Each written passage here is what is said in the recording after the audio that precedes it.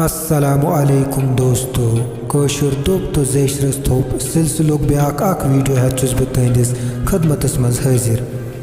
दोस्तों सोय अक जंगली बूट यत उर्दू पट बिछवा बूटी खजूट या कजूम ति वनान।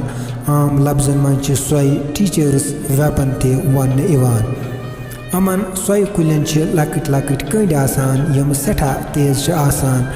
सोय येले सानि जिस्म किस कुन ति हिस्सस सत लगान हम सोय कुल केमिकल रिलीज करान यमो सत सानिस जिस्मस मज सोजिश तो एलर्जी पैदा गसान।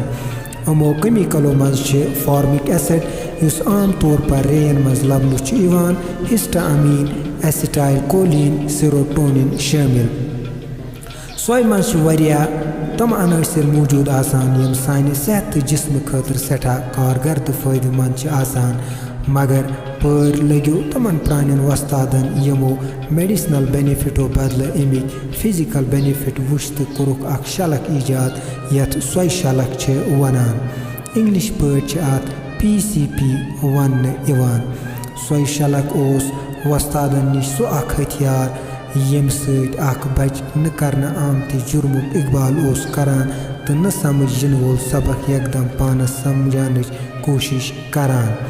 युस वस्ताद सोय लागनस मज मायर ओस आसान तस सोय स्पेशलिस्ट वनान यथकन आज सब्जेक्ट स्पेशलिस्ट वस्ताद आसान। दोस्तों सोय पे वारिया दप आमुत वन मिसाले यमस न खोय न रोय तमिस बस मारा सोय या सोय शलक खत गो कथ शलक या सोय सत आयस जंग बुडवित या समन सोय। सोय बाब सब ति वारिया मशहूर कशरस मज। दोस्तों मगर तुम थो कशरस सत लोय खोय तो बूझू क्या वनान सोय।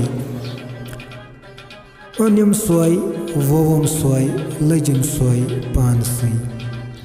अनिम सोय वोवम सोय लजिम सोय पानसै।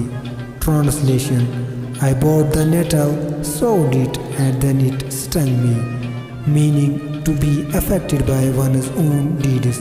Kashir pad yel as panyo kamyo to kartuto sut kan noksan ya zarar watan tel ye kashir dop one Ivan. दोस्तों अगर तुम सन कोशिश खसान टार गो लार लार तो वार वार करू शीन राइट्स पेज लाइक तो शेयर। मे दियो इजाज़त बेयो खुदाए सवाल फी अमानिल्लाह।